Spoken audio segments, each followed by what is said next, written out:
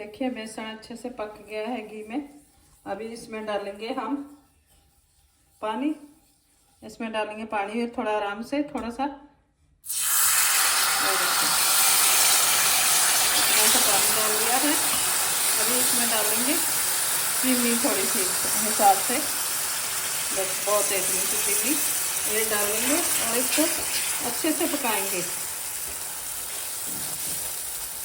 इसको पका लेंगे।